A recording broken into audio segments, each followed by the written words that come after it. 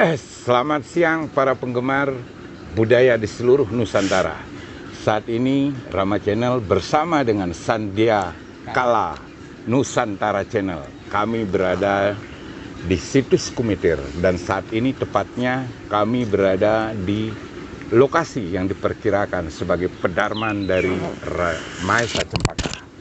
Saat ini kami ditemani oleh Pak Sulistiono.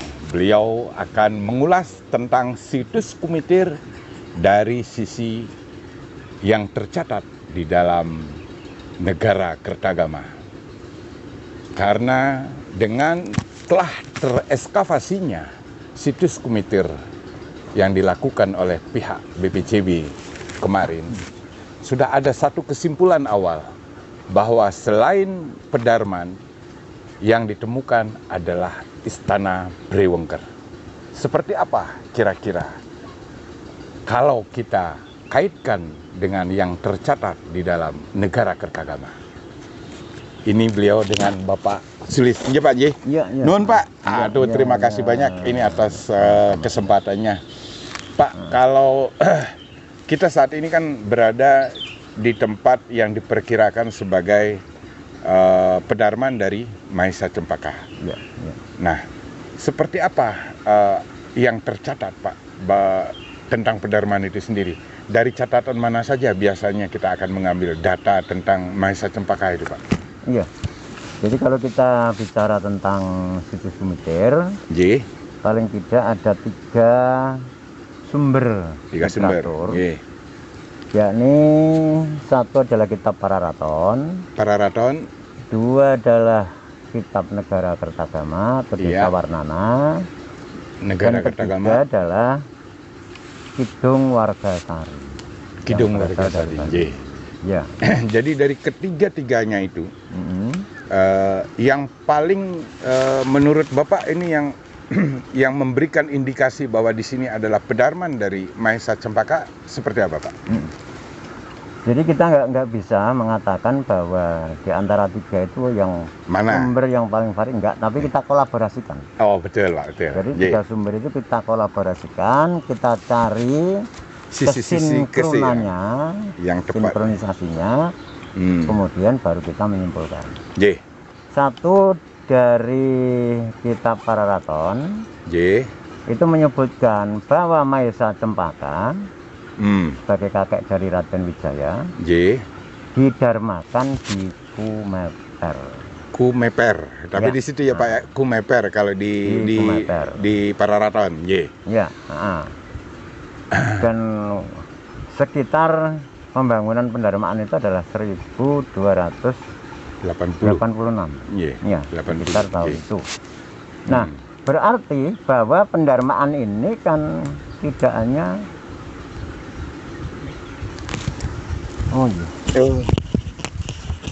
pendarmaan ini kan tidak hanya dibangun pada zaman Hayam Wuruk, tapi kita perkirakan sudah dibangun pada zaman Singasari, zaman Kertanegara. Ya memang kalau berbicara tentang khusus untuk pedarman Maesa Cempaka itu memang banyak yang memberikan literasi bahwa beliau itu bangunannya itu dibangun di zamannya Prabu Kertanegara di awalnya. Saat sebagai penghormatan kepada kakek beliau juga ya artinya ya. Nah, kalau dari segi negara Kertagama Pak, seperti apa Pak? Gini dia. Kita jelaskan dulu. Kenapa kita mengambil sebagai kesimpulan bahwa pendarmaan Maesa Cempaka itu dibangun pada zaman Kertanegara. Kita lihat dari hasil ekskavasi itu kan ada dua lapisan budaya. Ada dua lapisan budaya. Dua lapisan dengan masa yang berbeda maksud Bapak seperti yang pernah saya lihat juga di timur sana dekat galian apa? Yang di sisi timur, dekat bata-bata itu, dekat apa namanya? Talut sisi timur. Itu kan ada itu yang kalau kita tarik garis sini, ini akan membelah makam. Itu ada itu. Itu saya lihat ada dua lapis budaya. Berarti kan ada dua masa pembangunan.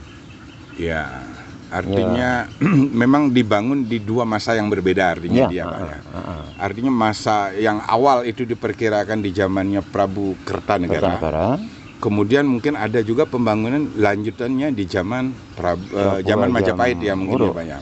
Prabu Hayam Wuruk langsung sudah pasti itu Pak ya. Karena Prabu Hayam Wuruk itu kan seorang raja yang suka membangun tempat-tempat suci bagi para leluhurnya. Siap. Ya, seperti juga di Simping, kan di Simping Sumberjati itu. Pendarmaan Raden Wijaya di sana.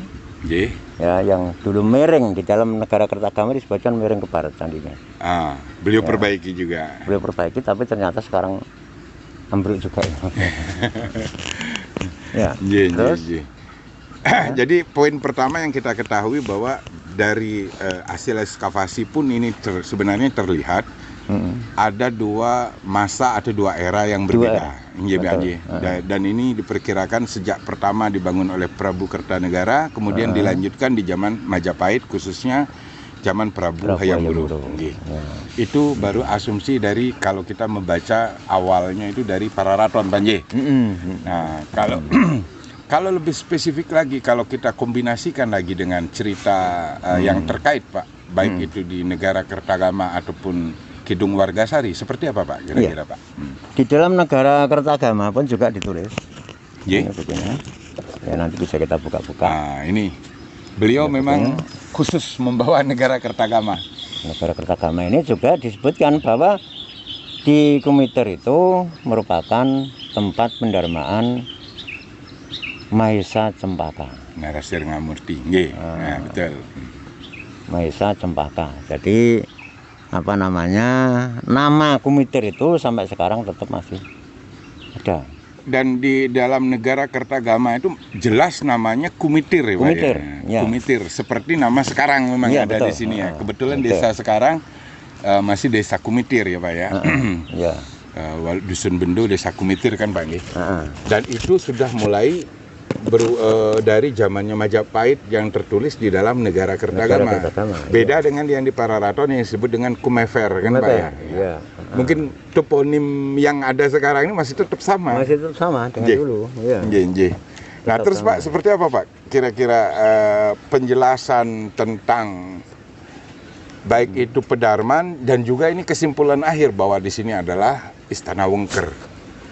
Nah, ini kan satu hal yang luar biasa Pak. Kalau sudah berbicara ini adalah satu Istana Wengker, artinya kita sudah berada di dalam komplek istana besarnya Pak. Iya. Karena kan komplek Istana Wengker itu ada di posisi timur, ya Pak ya. Posisi timur dari sisi timur dari Kota Raja. Nah, seperti apa Pak kira-kira ini mengkaitkannya ini kan, karena orang pasti penasaran nih. Setelah tahu Istana Wengker apa gitu loh Pak dengan itu pun juga tercantum di dalam negara Kertagama. Nah, ini Pak mungkin diulas Pak. Bahwa Kumiter itu selain merupakan tempat pendarmaan Mahesa Cempaka, disebutkan di sana, tapi tidak menyebut Kumiter. Di sebelah timur. Di sebelah timur itu ada sebuah istana yang bukan ajaib, tapi yang menakjubkan. Nah, kalau kita terjemahkan mentakjubkan. Nanti akan kita buka-buka lagi. Istana yang mentakjubkan. Nah, istana itu dihuni oleh Bre Wengker. Kemudian sekitaran itu juga ada Bredaha. Lalu Bre Kauripan itu ada di sebelah utara, mungkin yang sekarang di Kelinterjo itu. Iya benar ya. Kalau Bre Kauripannya sama Kertawardananya di sana artinya Pak di utara. Malah di seputaran Bre Wengker ini kan juga ada istananya Bre Metahun dengan Bre Lasem ya Pak ya. Di sekitarnya juga. Seputaran sini artinya ya mungkin di sebelah selatan sana. Ini kan masih sangat luas, 6 hektar kan ini. Oh, ini ya ke arah selatan sana Pak. Iya betul ya. Sementara ini kan posisinya begini Pak, mohon maaf ini. Ini kan posisi ini membujurnya, melurusnya ke sana nih Pak nih. Posisi dari istana yang ada sekarang Pak. Nah, ini kita ada di sisi selatan timur. Baratnya kan di sana Pak nih. Pintunya di sana, pintu gerbangnya di sana. Sisi barat itu yang tadi, yang kita lihat di pinggir jalan. Iya. Nah, ini dia akan membentuk memanjang, kotak panjang dia, persegi panjang. Persegi panjang, iya. Karena memang lebarnya dia 197 meter dengan panjang hampir 300-an lebih. 307 ya kalau nggak salah. Ya. Nah, ini dengan ketemunya Istana Wengker, artinya juga akan mudah untuk mengidentifikasi posisi istana-istana yang lain sesuai dengan yang tercatat di dalam negara Kertagama dong, Pak? Betul, betul. Iya. Jadi di dalam negara Kertagama itu dijelaskan mengenai apa namanya master plan-nya Kota Raja Majapahit. Nah, itu dia. Iya. Jadi Balai Manguntur ada di mana, Balai Tanah ada di mana, Gapura Prawaktra, Lapangan Bubat, ya. Kemudian Jati Pasar, jalan raya yang membelah di sebelah selatan Jati Pasar sampai ke wilayah Troloyo itu disebutkan semua di dalam negara Kertagama. Kemudian juga McLean juga menggunakan dasar dari keterangan negara Kertagama itu menjadi sebuah peta. Peta McLean itu ya dia ya, yang dia peta Kertaraja yang kemudian dijadikan acuan juga sampai sekarang sama Satralhim punya ya jual. Para pemirsa, ini beliau sebenarnya dengan ketahuinya Istana Brewongker, kita sebenarnya kalau merunut sesuai dengan yang tercatat di dalam negara Kertagama, di dekat Istana Brewongker ada Istana Matahun dan Istana Brelasem. Ya. Di sebelah selatannya itu ada Istana Raja Wilwatikta ya, Pak ya. Gimana tuh, Pak? Selatannya. Ini jadi ada di sebelah selatannya. Tapi sebetulnya nggak selatan tepat. Ini lebih tepat kalau kita katakan di arah mana? Tenggara kan? Tenggara. Ini posisi Tenggara memang kita ini. Iya. Nah, ini kelebihannya. Kalau dulu pertama kali kita mengetahui pertama waktu ekskavasi hadinya asumsinya hanya Pedarman, Maesa Cempaka, itu juga cuman sebagai titik awal. Oh, nanti akan ketemu istana yang lain. Iya. Iya kan, Pak? Kan karena ini posisi yang dianggap paling pojok di sisi luarnya sebelah timur dari Kota Raja, kan seperti itu, Pak. Tapi setelah sekarang malah ini yang ketemu adalah Istana Wengker. Iya. Ini kan sesuatu yang sangat istimewa artinya, karena dengan diketemu ini kita sudah bisa memprediksikan sesuai dengan yang ditulis dalam negara Kertagama. Iya. Bahwa berdekatan dengan ini sudah ada ketemu istana-istana yang lain. Iya, Pak? Iya, betul. Dan ini ada di dalam bacakan. Nggih, monggo, Pak. Dalam Wirama 12 Sarduwila Wikridita 19 suku kata ini pada bait ke-38 disebutkan Wetan dan Mahlet Lebuh Pura Narendreng Wengker Atya Buta Saksat Indra lawan Saci Narpati lawan Sang Narendreng Daha Sang Nateng Mataun Narendra Rilasem Munggwing Dalem Tan Kasah Kana Daksina Tan Madoh Kamegetan Sang Nata Sobahalep. Kalau kita terjemahkan, di timur bersekat lapangan istana Raja Wengker sangat mengagumkan. Jadi bersekat dengan di timur bersekat lapangan. Ada lapangan dulu. Jadi di sebelah sana ada lapangan. Di sebelah baratnya. Ya, sebelah barat. Kumiter ini. Lapangan. Ya. Di timur bersekat lapangan istana Raja Wengker. Ya toh? Sangat mengagumkan. Ini asumsi kita bahwa setelah Panca menuliskan di sebelah timurnya Kota Raja Istana Majapahit. Ya toh? Di timur bersekat lapangan, Istana Raja Wengker sangat mengagumkan. Jadi kesimpulan saya Di sananya sana itu ada ada lapangan. Nggih. Ya, gitu. Betul, setuju, Ada setuju. lapangan. Nggih. Itu nanti juga akan kita hubungkan dengan Kidung Margasari. Nggih. Ya. Nggih, nggih. Nah, terus Pak, Kemudian bagaikan Dewa Indra dengan Dan Dewi Dewi Saji, Baginda Raja Wengker bersama Rani Daha. nggih. Baginda Raja Mataun bersama Rani Lasem berdampingan berada di dalam. Di dalam. Berarti di dalam areal yang 6 hektar ini terdapat juga di istana samping ada istana Raja Wengker, ya Nggih. toh, juga ada istana Bre atau Raja Pacal itu ya, Raja Mataun. Kalau di bersama sisi dengan- yang lain saya pernah membaca bahasanya bukan di dalam dia tapi di sekitar berdekatan dengan istana Wengker ada istana Bre Matahun dan Bre Lasem. Ya, maksud saya adalah Mungkin mungkin di dalam area 6 hektar ini. 6 hektar ini nggih. Iya. Soalnya disebut Baginda Raja Mataun bersama Rani Lasem berdampingan berada di dalam. Nggih, Jadi nggih, di dalam nggih. komplek itu. Masih artinya di dalam satu wilayah ini Satu artinya. wilayah. Nggih. Tak terlalu jauh di selatan tempat pemukiman Baginda Raja Majapahit indah dan asri. Tak Nah. begitu jauh di sebelah Penafsiran saya, tempat ini, nggih. Istana Raja Wengker ini tidak terlalu jauh, ada di sebelah selatan tempat pemukiman Dari Baginda Raja Raja Majapahit atau tempat istana. Nggih, nggih, nggih. Tapi sebenarnya kan tidak di selatan tepat, Nggih. kan ada di arah Selatan. tenggara. Nggih, nggih, nggih, nggih.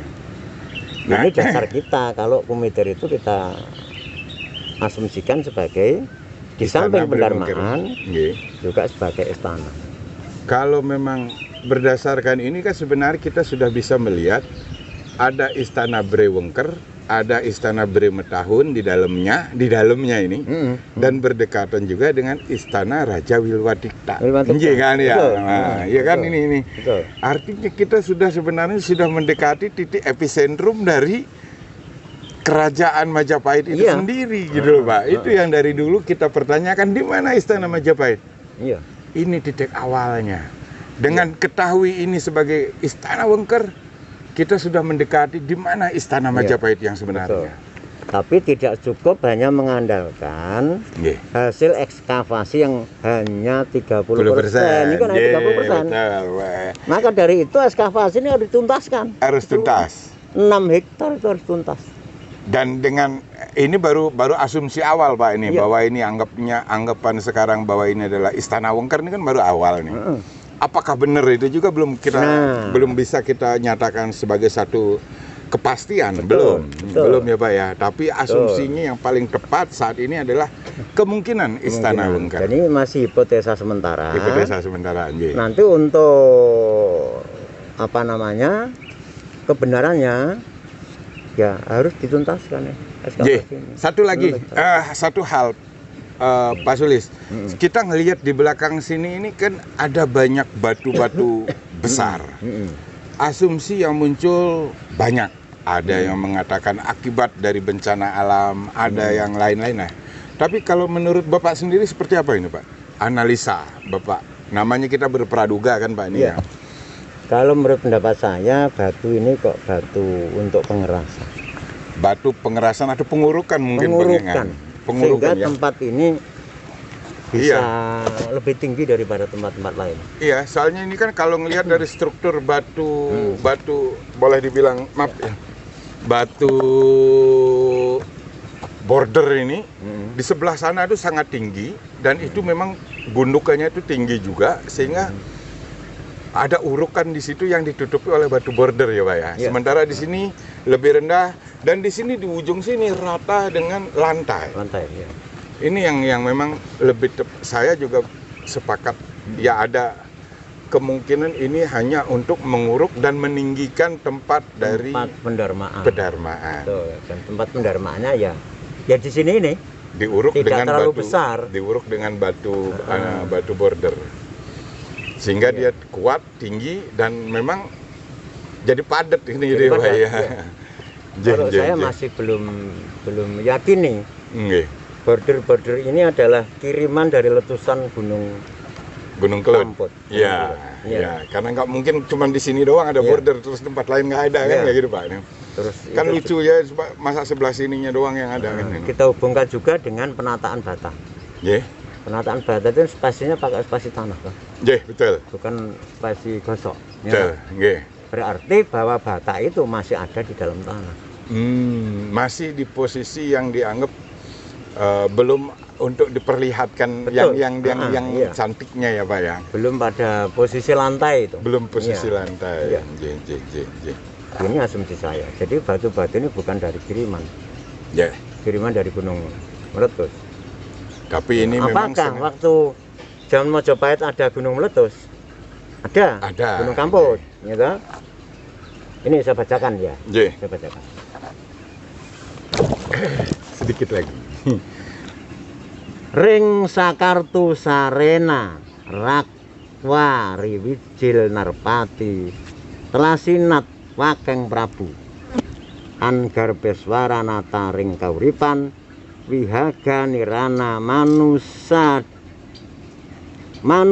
Buta Lindung Bumi Ketuk Hudan Hawu Gereh Kilat Iweletaning Nabastala Guntur Tang Himawan Rika Pudananang Kujana Puhaka Mati Tanpa Gak. Artinya pada tahun Saka Kertu Sarena atau 1256 Saka bertepatan dengan 1334 Masehi lahirlah Baginda yang dinobatkan menjadi raja. Maksudnya adalah lahirnya Hayam Wuruk. Sejak dalam kandungan di Kauripan telah ada tanda-tanda Baginda orang yang luar biasa.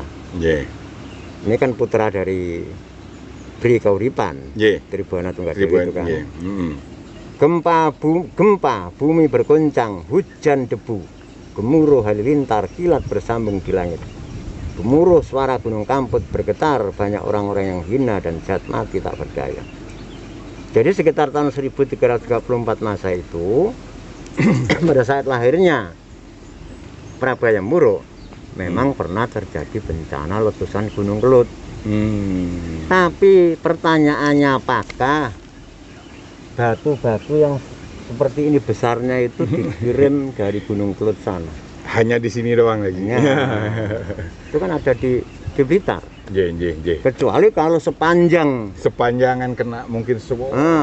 Kita tarik garis dari Gunung Kelut ke sini, sepanjangnya teruruk dengan batu-batu border, itu bisa kita katakan sebagai akibat dari bencana alam itu bencana sendiri. alam. Tapi kan ada juga Pak, di masa terakhirnya Prabu Wikramawardhana, itu juga terjadi satu Gunung Kelut meletus kembali pada tahun 1400 sekian lah, 227 kalau nggak salah ya. Pada masa terakhir sebelum beliau digantikan oleh Ratu Suwita juga terjadi Gunung Kelut dan kelaparan. Masa itu disebutnya kan karena banyak tanaman yang tidak menghasilkan. Sebelum Hayam Wuruk kan? Sesudah Hayam Wuruk kan Wikramawardhana. Oh iya. Nggih. Hayam Wuruk ya. Saat beliau terakhirnya, masa terakhirnya Wikramawardhana, sebelum digantikan oleh anak beliau Ratu Suwita. Nah ini ada masa yang disebut dengan masa pagebluk juga kejadiannya. Adanya bencana alam dan juga bencana kelaparan. Dari sumber? Di Wikipedia dan lain yang banyak yang tercatat seperti ini. Iya. Yang tercatat. Ya memang dalam sejarah geokosmologi yang pernah diteliti oleh ITS itu memang pernah ada bencana alam setelah Hayam Wuruk ini. Bahkan menjelang runtuhnya Majapahit. Itu ada yang namanya Prastawa Banyu Pindah dan Pagunung Anyar. Itu pernah terjadi. Tapi sudah mendekati masa akhir. Tertutupnya Pelabuhan Canggu sehingga mematikan perekonomian dan perdagangan Majapahit itu juga karena peristiwa Banyu Pindah. Oke. Para pemirsa, para penggemar Rama Channel dan Sandia Kala Nusantara Channel. kita telah membahas apa yang tertulis di dalam Negara Kertaagama tentang petilasan tentang pedarman dari Mahesa Cempaka dan juga tentang Istana Brewengker. Ya, kita berharap kesimpulan bahwa di sini Istana Brewengker adalah satu kebenaran nantinya. Karena yang baru tereskavasi 30% dan ini baru kesimpulan awal. Karena kalau kita ini kesimpulan ini satu kebenaran nantinya, kita sudah menemukan karena kita sudah berada di dalam titik epicentrum dari kerajaan Majapahit ibu itu kota. sendiri. Iya. Kita berada di seputaran ibu kota Majapahit. Kita lanjut ke sisi barat untuk melihat gerbang dari Istana Wengker. Rahayu, salam budaya.